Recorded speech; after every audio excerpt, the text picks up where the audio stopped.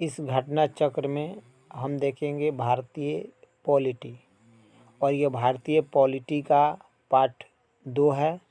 और घटना चक्र से संबंधित जो भी क्वेश्चन है, घटना चक्र में तो जानते हैं प्रीवियस ईयर क्वेश्चन ही रहता है और सब के सब इम्पोर्टेंट क्वेश्चन रहता है। तो इसमें एक पार्ट 1 देख लिए हैं और चैप्टर का नाम है राजनीतिक इतिहास, यानी भारतीय राजनीतिक इतिहास पहला चैप्टर है। उसमें हम देखेंगे पार्ट टू में 22 नंबर क्वेश्चन से स्टार्ट करेंगे। और इस 22 नंबर क्वेश्चन में पहला 22 नंबर क्वेश्चन है कि संविधान के अनुच्छेद 1 में भारत को क्या कहा गया है, यानी संविधान के अनुच्छेद 1 में भारत को क्या कहा गया है। तो आप जानते हैं कि भारत को राज्यों का संघ कहा गया है। क्या कहा गया है? भारत को राज्यों का संघ कहा गया है। यानी भारत संविधान के अनुच्छेद 1 में भारत को क्या कहा गया है? तो राज्यों का संघ। और इस क्वेश्चन को देखिए कितना बार पूछा है। चलिए यहाँ आइए।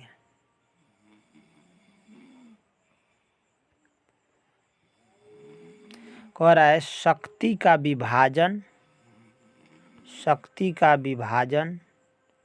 स्वतंत्र न्यायपालिका। दो चीज़, शक्तियों का विभाजन स्वतंत्र न्यायपालिका किसकी दो महत्वपूर्ण विशेषता, हमने इसकी जो है ना मन क्या चीज़ का दो विशेषता है? शक्तियों का विभाजन स्वतंत्र न्यायपालिका। तो इसकी विशेषता क्या है? इसकी विशेषता यह है कि सरकार का संघीय स्वरूप होना। देखिए, सरकार संघीय स्वरूप होगी तो शक्ति का विभाजन होगा राज्य और मतलब केंद्र के बीच। और जो अगर सरकार का संघीय स्वरूप होगा तो स्वतंत्र न्यायपालिका होगी। तो कह रहे शक्तियों का विभाजन और स्वतंत्र न्यायपालिका की दो विशेषता बताना है। तो वही हो सकता है जिस देश में सरकार का संघीय रूप हो, वहाँ पर यह विशेषता होता है। यहाँ दिया हुआ है, डिस्कस कर लेते हैं। देखिए, संघ और राज्यों के बीच कहने का मतलब केंद्र सरकार और राज्य सरकार के बीच शक्ति का विभाजन। देखिए, शक्ति का विभाजन मूलतः संघीय यानी संगठनात्मक संविधान मूल तत्व है। और देखिए, एक संविधान द्वारा किया जाता है। यह संविधान द्वारा शक्ति का विभाजन होता है। देश में सर्वोच्च विधि होता है। देखिए, सरकार है, सरकारों की जो शक्ति का विभाजन एक लिखित संविधान द्वारा होता है। अगर शक्ति का विभाजन किसके द्वारा होगा? सरकारों का शक्ति का विभाजन लिखित संविधान द्वारा होता है, जिससे विभिन्न सरकारें एक दूसरे के कार्य क्षेत्रों में क्या करेगी? हस्तक्षेप ना करेगी। देखिए, सरकारों के बीच शक्ति का विभाजन लिखित संविधान द्वारा होता है, जिससे होता क्या है कि इस दोनों सरकारों के बीच उनके कार्य क्षेत्रों में, माने राज्य और केंद्र सरकार के बीच जो कार्य क्षेत्र हैं उसमें हस्तक्षेप न करे, मतलब एक दूसरे के कार्य में टांग न अड़ाए। और एक ऐसी संस्था की आवश्यकता है, एक ऐसी संस्था की भी आवश्यकता है जो स्वतंत्र और निष्पक्ष होकर केंद्र और राज्यों का जो विवाद है उसको सुलझाए। यह भी संघीय विशेषता है कि एक ऐसी संस्था हो जो केंद्र और राज्यों के विवादों को सुलझाए।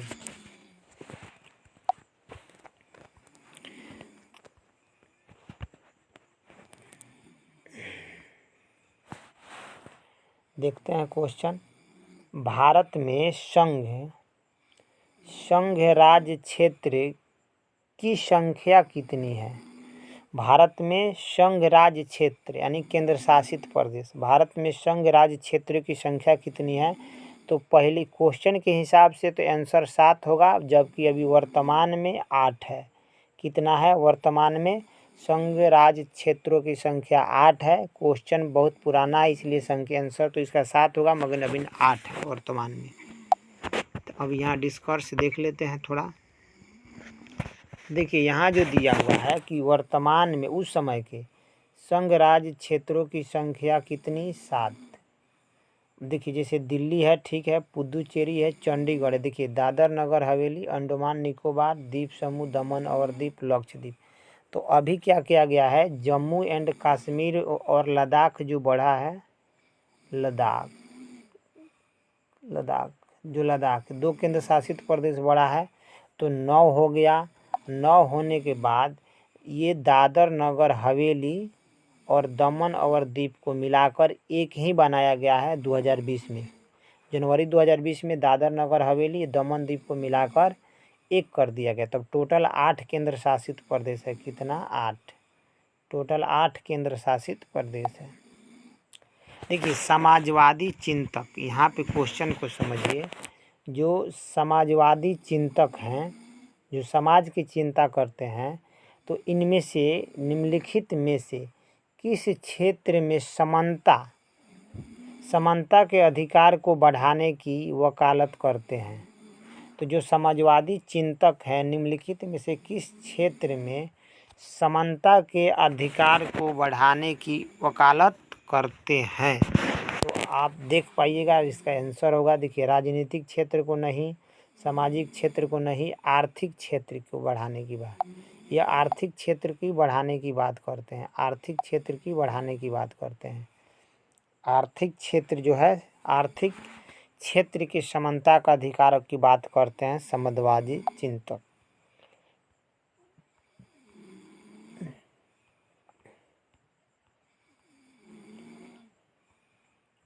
यहाँ पे इसका डिस्कर्स दिया हुआ है, कर लेते हैं। देखिए जो समाजवादी चिंतक होते हैं, वो समाजवादी चिंतक जो है आर्थिक समानता के अधिकार को बात करते हैं। जो समाजवादी चिंतक हैं वो आर्थिक क्षेत्र की समानता के अधिकार की बात करते हैं और वकालत करते हैं। उनका मानना है कि आर्थिक विशेषताएं समाज को क्या करेगी, समाज में संघर्ष का प्रमुख कारण है। आर्थिक विशेषता ही समाज में संघर्ष का महत्वपूर्ण कारक है। यहाँ क्वेश्चन है कि भारतीय संघ राज्य, जो देखिए भारत के जो संघ राज्य क्षेत्र का दैनिक प्रशासन, देखिए दिल्ली का जो वहाँ का प्रशासन किसके द्वारा संचालित होता है, तो उपराज्यपाल के द्वारा। राइट आंसर क्या हो जाएगा? उपराज्यपाल। राइट आंसर क्या हो जाएगा? उपराज्यपाल हो जाएगा। उपराज्यपाल के द्वारा संचालित होता है।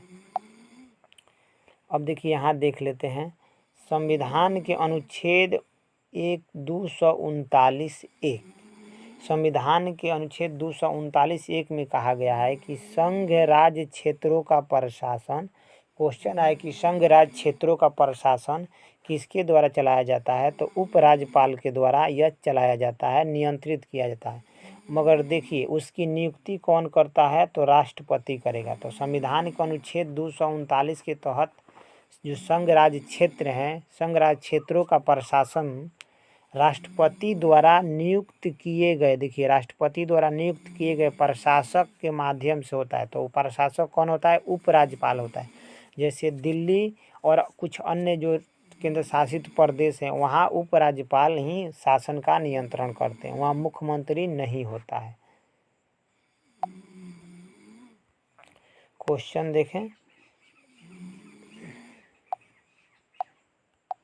निम्नलिखित में से कौन सा राजनीतिक अधिकार नहीं है? देखिए पॉलिटिकल अधिकार, तो देखिए वोट देने का अधिकार पॉलिटिकल अधिकार है, चुनाव लड़ने का अधिकार राजनीतिक अधिकार है, सरकार को अधिशासित निकायों के पास शिकायत करना आपका राजनीतिक अधिकार है।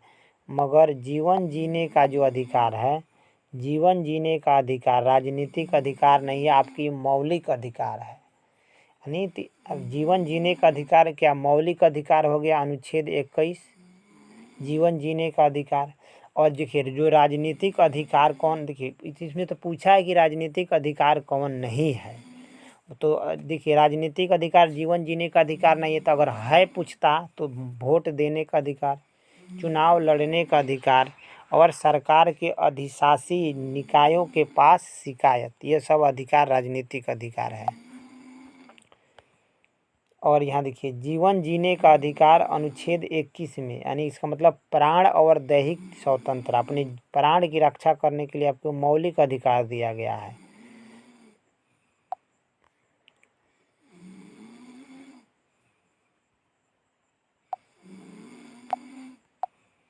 निम्नलिखित में से किस सन ईस्वी में भारतीय नागरिकों के मौलिक कर्तव्य को जो संविधान में शामिल किया? देखिए, दो चीज़, जो भारतीय नागरिक हैं उनके मौलिक जो कर्तव्य है वो संविधान में शामिल किया गया। तो आप समझ जाइए, संविधान में शामिल किया गया है कब? 1976 में। 42वां संविधान संशोधन 1976 में आंसर होगा। इसके आगे डिस्कर्स देखते हैं। देखिए, एक समिति बनी थी, उस समिति का नाम था सरदार स्वर्ण सिंह समिति। ठीक है, तो एक समिति बनी थी सरदार स्वर्ण सिंह समिति। माने यह समिति ने सिफारिश किया तो 42वां संविधान संशोधन 1976 के द्वारा भारत के जो संविधान है उस संविधान में, और भारत के संविधान के भाग 4A अनुच्छेद 51A में जोड़कर नागरिकों को 10 मौलिक अधिकार दिया गया था। कितना? नागरिकों को, भारतीय नागरिकों को 10 मौलिक अधिकार दिया गया था। सॉरी, मौलिक कर्तव्य, 10 मौलिक कर्तव्य दिया गया था। मौलिक कर्तव्य, ठीक है, 10 तो दिया गया था, मगर वो तो 76 में दिया गया था। लेकिन 46वां संविधान संशोधन जो हुआ, सॉरी 86वां संविधान संशोधन हुआ, 86 संविधान संशोधन कब हुआ? 2002 में। तब उसकी बाद उसकी संख्या, मौलिक कर्तव्य की संख्या 11 हुआ। तो क्वेश्चन दो तरह से पूछ सकता है, मौलिक कर्तव्यों की संख्या 11 हुआ किस संविधान संशोधन? तो 86वां संविधान संशोधन 2002। क्वेश्चन भी पूछता है कि 86वां संविधान संशोधन कब हुआ? तो 2002 में। उसके बाद हमारे मौलिक कर्तव्य 10 से 11 हो गए। कहता संविधान, भारतीय संविधान कब लागू हुआ? लागू कब हुआ भारतीय संविधान? लागू कब हुआ? लागू पूछ रहा है तो 26 जनवरी 1950 को भारतीय संविधान लागू हुआ। 26 जनवरी 1950 को। यहाँ पढ़ लेते हैं। देखिए, संविधान सभा का तीसरा बैठक जब समाप्त हुआ, तीसरी वाचन का मतलब तीसरी बैठक, तो समाप्त होने पर 26 नवंबर 1949 को इसको संविधान सभा को क्या किया गया? देखिए, तो 26 नवंबर 1949 को इस तिथि को सभा के सभापति के हस्ताक्षर के साथ साथ, सभा के सभापति के, जो सभापति उसका हेड होता है, उसके हस्ताक्षर माने सिग्नेचर के साथ साथ संविधान को एक अंगीकृत किया गया, उसके अधिनियमित किया गया, अधिनियमित, और उसके बाद जो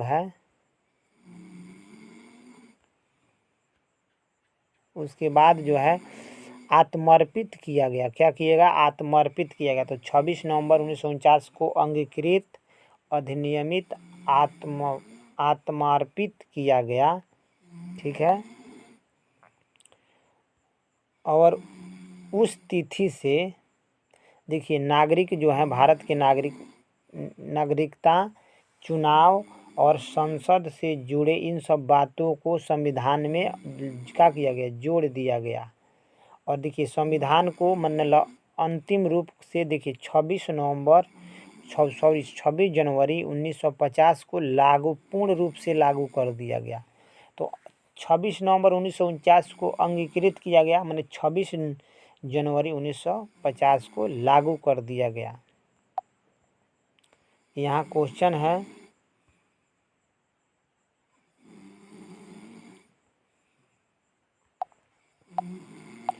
भारतीय संविधान अपनाया गया कब? अपनाया गया, देखिए, अपनाया पूछ रहा है, तो 26 जनवरी 1950 को अपनाया गया।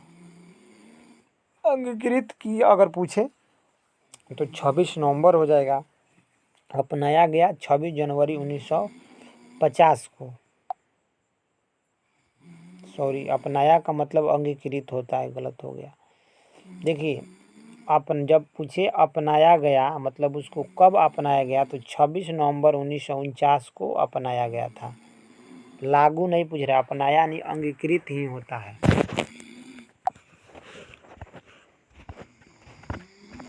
यहाँ देखेंगे क्वेश्चन को, थोड़ा और छोटा कर लेते हैं थोड़ा। एएसएससी सीपीयू 17 में पूछा हुआ है। कह रहा है कि हमारे संवैधानिक इतिहास में 26 नवंबर 1949 एक महत्वपूर्ण दिन है। क्यों महत्वपूर्ण दिन है? क्योंकि हम उस दिन हम क्या किए थे? संविधान सभा को यानी संविधान को अंगीकार किया गया था। संविधान को उस दिन क्या किया गया था? अंगीकार किया गया था, मतलब अपनाया गया था, अंगीकृत किया गया था। ये सब व्यवस्था था। ये देखेंगे। अब क्वेश्चन थोड़ा बड़ा कर लेते हैं। जब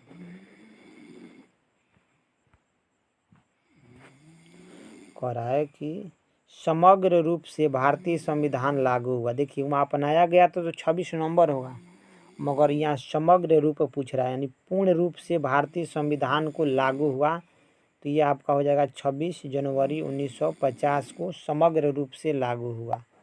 कब हुआ? समग्र रूप से लागू कब हुआ? 26 जनवरी 1950 समग्र रूप से लागू हुआ।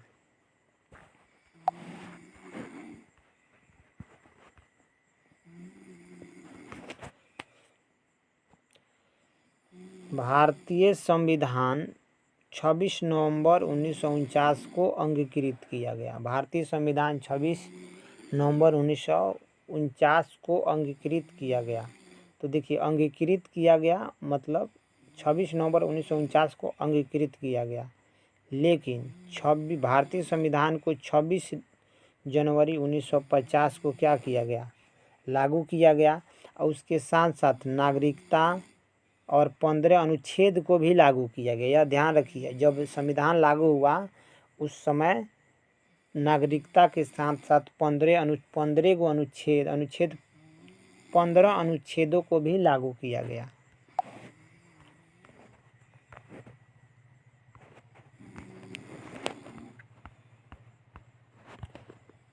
अब यहाँ क्वेश्चन है, थोड़ा कट जा रहा है, थोड़ा सा छोटा कर देते हैं। चलिए, कि संविधान का प्रारूप पूरा हुआ। देखिए संविधान का प्रारूप पूरा कब हुआ? 26 नवंबर 1949 को। संविधान का प्रारूप पूरा हुआ 26 नवंबर 1949 को। ठीक है आंसर। कब प्रारूप लागू हुआ? देखिए संविधान का प्रारूप कब लागू हुआ? 26 नवंबर 1949 को संविधान सभा का प्रारूप पूरा हो गया, मतलब बैठक। प्रारूप का मतलब होता है बैठक जो है वह पूरा हो गया। तो बैठक जो है पूरा हो गया 26 नवंबर 1949 को। देखते हैं यहाँ पे। देखिए 26 नवंबर 1949 को संविधान सभा द्वारा संविधान को क्या किया गया? देखिए 26 नवंबर 1949 को संविधान सभा द्वारा संविधान को अंगीकृत, अधिनियमित, आत्मर्पित किए जाने के साथ साथ संविधान का प्रारूपण पूरा हुआ। प्रारूपण भी पूरा हुआ। अब आइए यहाँ पे क्वेश्चन है कि जनमत संग्रह या उपक्रमण कराया जाता है कहाँ में? कौन से देश में जनमत संग्रह और उपकरण कराया जाता है? तो भारत में नहीं होगा, यह होगा स्विट्जरलैंड में। कहाँ? स्विट्जरलैंड में जनमत संग्रह और उपक्रमण कराया जाता है।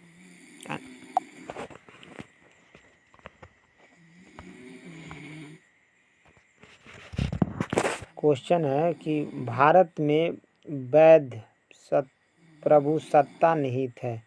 मतलब भारत में जो वैध प्रभुसत्ता निहित है वह किस में निहित है? तो संविधान में निहित है। किस में? वह संविधान में निहित है पूरा ताकत। अब यहाँ डिस्कर्स देख लीजिए। देखिए कहने का मतलब यहाँ जो है ना, भारत में जो वैध प्रभुसत्ता जो है, भारत में वैध संप्रभुसत्ता भारत के लोग और भारतीय संविधान में निहित है। निहित मतलब समाहित है। जैसा कि भारतीय संविधान जो है, जैसा कि भारत की जो संविधान है उसकी प्रस्तावना में क्या कहा गया है? प्रस्तावना से स्पष्ट हो जाता है। क्वेश्चन ये थोड़ा बड़ा है, छोटा करना पड़ेगा, देख लीजिए। यूएसए में राष्ट्रपति द्वारा की गई सभी नियुक्तियां तथा उसके द्वारा हस्ताक्षरित सभी संधियों का अनुसमर्थन वहाँ की सीनेट द्वारा की जानी चाहिए। इस निम्नलिखित में से क्या निर्दिष्ट है? तो यह कहने का मतलब नियंत्रण और संतुलन का सिद्धांत कह रहा है। क्या हुआ? नियंत्रण और संतुलन का सिद्धांत।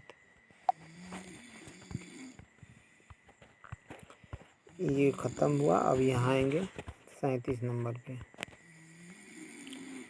क्वेश्चन है कि भारत का संविधान सभा यानी भारत की संविधान सभा का संवैधानिक सलाहकार, दो चीज़, संविधान सभा का संवैधानिक सलाहकार कौन है? तो आपका आंसर होगा सी, सर बी.एन. राव या डॉक्टर बी.एन. राव भी हो सकता है। Sir BN. राव संविधान सभा का संवैधानिक सलाहकार थे। यहाँ डिस्कर्स में देख लिया जाए। देखिए, भारत का जो संविधान सभा जो है, भारत की संविधान सभा के जो संवैधानिक सलाहकार कौन है? Sir BN. Rao. Sir BN. Rao थे। मगर देखिए, संविधान सभा की जो प्रथम बैठक 9 दिसंबर 1946, यह भी इम्पोर्टेंट है कि संविधान सभा की प्रथम बैठक कब हुआ? 9 दिसंबर 1946। अध्यक्ष कौन थे? तो सच्चिदानंद सिन्हा अध्यक्ष थे, प्रथम अध्यक्ष थे। और 11 दिसंबर 1946 को दूसरी बैठक हुआ जिसमें डॉक्टर राजेंद्र प्रसाद को संविधान सभा का अस्थाई अध्यक्ष बनाया गया। क्या? अस्थाई अध्यक्ष बनाया गया। और बी.एन. राव को क्या बना दिया गया? संविधान सभा का संवैधानिक सलाहकार नियुक्त किया गया।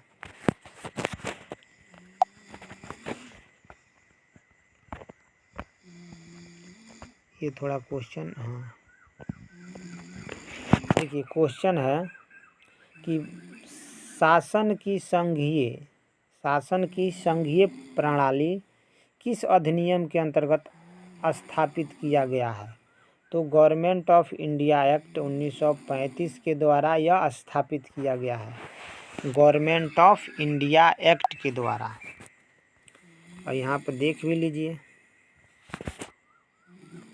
भारत में ब्रिटिश शासन के अंतर्गत संघीय प्रणाली गवर्नमेंट ऑफ इंडिया एक्ट 1935 के अंतर्गत स्थापित किया गया था। और इस एक्ट के द्वारा अखिल भारतीय संघ का प्रस्ताव पारित किया गया, परंतु देशी रियासतों के संघ में शामिल न होने के कारण प्रस्ताव मूर्त रूप न ले सका। देखिए, प्रस्ताव जो है मूर्त रूप न ले सका। परिमाण स्वरूप राज्य और संघ और राज्यों के मध्य शक्तियों का विभाजन किया गया। ये देखते हैं 39 नंबर क्वेश्चन क्या कहता है, आप आंसर बताइए। भारत की संविधान सभा का गठन, जो भारत की संविधान सभा का गठन करने का आधार क्या था? संविधान सभा को गठित करने का आधार क्या था? तो आंसर हो जाएगा बी, कैबिनेट मिशन 1946 आया और भारत में संविधान सभा का गठन किया गया। आधार यही था। यहाँ भी देख लीजिए इसका डिस्कस। देखिए, जो भारत की जो संविधान सभा है वह कैबिनेट मिशन 1946 के आधार पर गठित किया गया था। भारत की जो संविधान सभा कैबिनेट मिशन प्लान यानी कैबिनेट मिशन प्लान जो है 1946 के आधार पर गठित किया गया था। और देखिए, संविधान जो सभा है ना, संविधान सभा के प्रत्येक प्रांतों द्वारा जो भेजे जाने वाले सदस्यों की संख्या का निर्धारण, देखिए सदस्यों की संख्या का निर्धारण जो है, निर्धारण कौन किया? सदस्यों की संख्या का निर्धारण प्रांत की जनसंख्या के आधार पर हुआ। और कितनी जनसंख्या? 10 लाख जनसंख्या के आधार पर क्या किया गया? निर्वाचित मतलब चुना गया। और संविधान सभा, देखिए जुलाई 1946 में संविधान सभा का चुनाव हुआ और 9 दिसंबर 1946 को बैठक हुआ, प्रथम बैठक हुआ संविधान सभा का।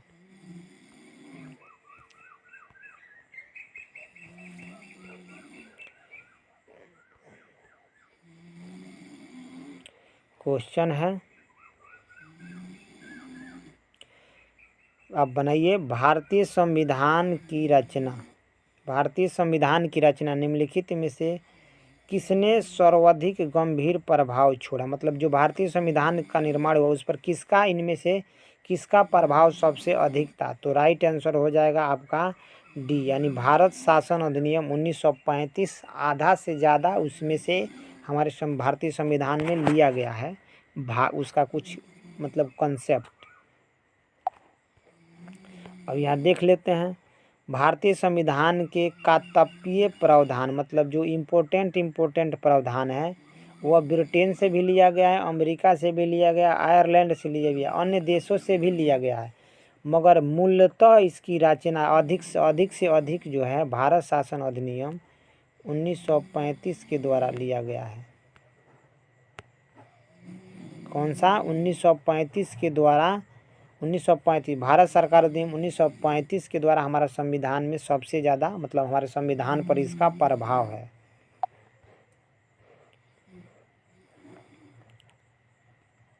देखिए, भारतीय संविधान सभा हो गया, सभा की संघीय शक्ति समिति का अध्यक्ष।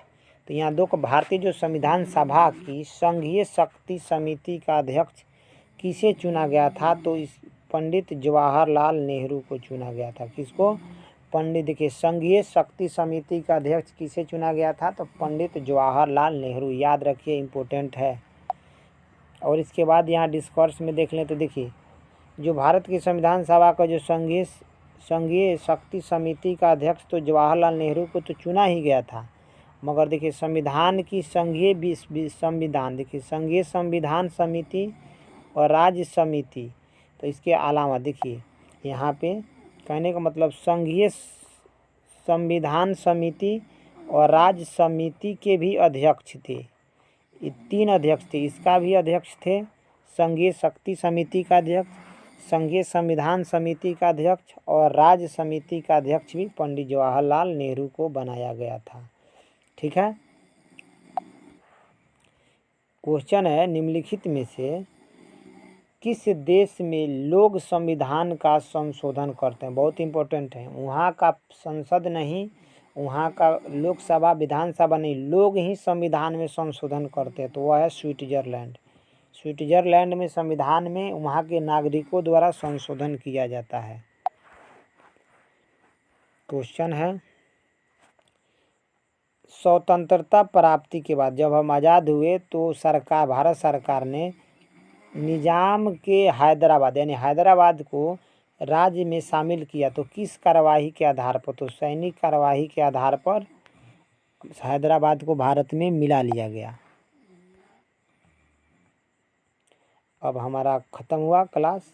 वीडियो अच्छा लगे तो लाइक शेयर, और चैनल को सब्सक्राइब नहीं किए हो तो चैनल को सब्सक्राइब ज़रूर कर लीजिए, जिससे हम वीडियो बनाएं तो आपके पास नोटिफिकेशन का बेल आइकन दबा लीजिए, जिससे अब वीडियो का नोटिफिकेशन आप तक पहुंच जाए। Thank you. जय हिंद।